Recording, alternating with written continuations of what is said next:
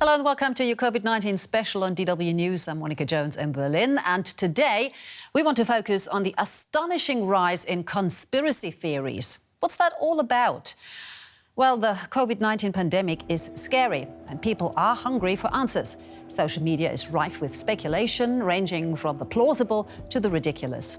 Bioengineered weapon, Bill Gates, 5G, just a few of the COVID-19 conspiracy theories that abound. So how should we deal with all these theories about the origins of the coronavirus? DW's Julia Wergen talked to social psychologist Roland Imhoff. The coronavirus pandemic is the perfect breeding ground for conspiracy theories. But why is that? From a psychological perspective, we would expect conspiracy narratives to be particularly popular in times of crisis. And that has to do with the function such narratives have for people. Because humans in general are aversive to randomness. We do not like to give up control and just shrug our shoulders and say, well, things happen. So we are usually looking for explanation of events, because explanations always also entitle us with the possibility to predict what will happen next and to control the course of events. Roland Imhoff defines a conspiracy theory as the assumption that a big event, like a pandemic for example, is causally linked to the secret plan of a few people who seek to benefit at the expense of the public. Many conspiracy theories operate by a kind of onion principle. That is, you take the official version and you lay conspiracy theory around it, and thereby often conspiracy narratives come with the illusion of greater explanatory power than the official version. So, what characteristics does a conspiracy theory usually have? So, more links and less coincidences. In a conspiracy theory, every event is connected, no matter how implausible it seems. In this way, how one event was caused by the other is far from clear. But that doesn't matter for conspiracy theorists. What about logical contradictions? They also aren't concerned by those. But who would believe these theories then? Well, what the research on it tells us is that there's one fact that is closely associated with the function conspiracy theories have in terms of granting people an illusion of control. And these are people who experience themselves who have less control of their daily life, of course, or who feel powerless and uncertain about their life, are more vulnerable to accept conspiracy theories. So that's one side of the story. And the other side is that conspiracy theories also fulfill a second function, what we might call a social function. They grant us with the feeling of having exclusive knowledge of standing above the naive and sleeping masses. So that is also a motive many humans have, but some humans have that more than others, to want to feel special and different from the rest. Supporters of conspiracy theories like to claim that they ask critical questions and conduct investigative research. In fact, most of them don't. Critical investigative research would require all sources to be checked. Then not only the media would be scrutinized, but also Professor X on YouTube's background. Roland Imhoff says that we could learn from science here. Always question yourself first and always check your sources. But fact-checking can be really time-consuming. It's so much easier to agree with whatever truth suits you best. You believe the virus was transmitted from animals to humans? How naive can you be? The coronavirus is a biological weapon and comes from a laboratory, probably from China. The US might also be behind it. You think billionaire Bill Gates is a philanthropist who wants to support medical research? Think again. Bill Gates brought the coronavirus into the world to have all humans forcibly vaccinated with his own vaccine. While he's at it, he injects a chip as well to gain total control. He probably wants to wipe out the human race almost entirely. You think secret societies are a thing of the past? Wrong.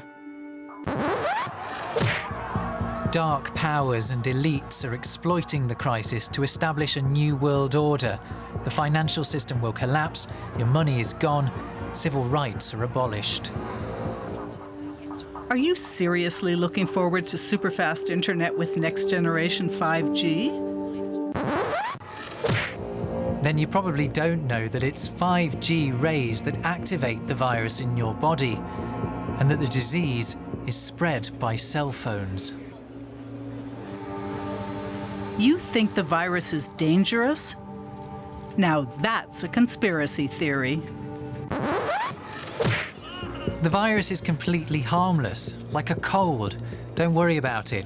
Go out, party, and above all, never, ever wear a mask. Now, this playing down of the virus sounds very familiar. I hear that quite often when I meet people.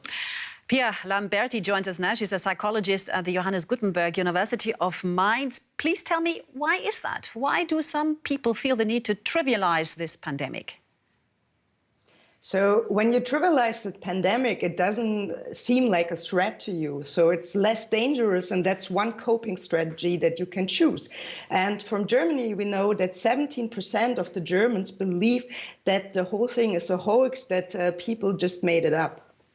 And what about those others, those who have quite fanciful conspiracy theories? If I meet one of those, how should I deal with someone spreading such stories? Should I get into a discussion or just listen or leave them behind?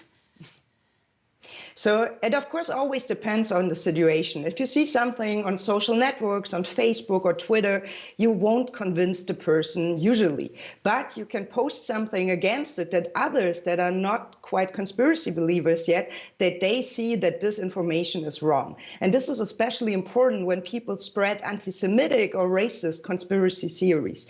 In your private situation, so when your partner, your brother, your best friend believes in conspiracy, then discussions might help. But I would warn that people start discussing every small detail, because that doesn't help. It's often more, it makes more sense if you start thinking what's maybe the function of the conspiracy belief for the person, because we know that people who lack control, who are maybe in a crisis, their partner left them, they are sick, or a global crisis like we have now, that they are more likely to believe in conspiracy theories, and that this is also kind of a coping strategy for them. Right. I mean, you just mentioned something very important, and we hear that again and again, namely that conspiracy theories give people the illusion of being in control. And I always ask myself, why is wearing a face mask, keeping social distance, good hygiene, why is that not seen as at least some level of control that I have personally to stay healthy and get through all this? It is. I mean, people choose different coping strategies. When you have a breakup, you can either start drinking, going out a lot, or you're doing sports or whatever. So there's not one option, but different. And for some, it's enough to wear health mask or start sewing projects or whatever. But others use conspiracy theories as a coping strategy. And I mean, it has also a different angle. When you believe in an evil conspiracy, then you can perceive yourself as the hero who's fighting that conspiracy. And this is for many people, I think, more appealing than just staying at home. All right. Pia Lamberti there from the Johannes Gutenberg University of Mainz. Thank you so much. You're welcome. Time for your questions now. Over to Derek Williams. How should we reopen public schools? This is another of those questions where we'll only really know the answer in hindsight. But because it's such a politically charged topic being addressed in many different ways by different countries, I wanted to mention a few of the issues and what science knows so far. First, even the famously conservative WHO now says the virus can hang in the air as an aerosol in enclosed spaces, which makes classrooms potentially risky places to be. Second, although many studies support the idea that kids are less affected by the disease than adults are, there's still a lot of debate about what part they could play in transmission. So third, are questions like, what about their families or teachers and other school staff? Reopening schools, of course, exposes them to risks as well.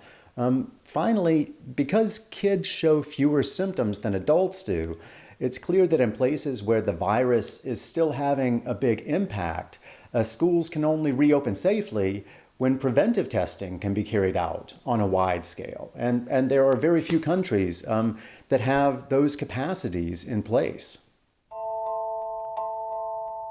How long do COVID-19 antibodies last? This is a key question, as the persistence of certain antibodies in the blood is one indicator that an immune response will be swift if you are subsequently reinfected with the virus. So it's also an indicator of how long you might have potential shield immunity.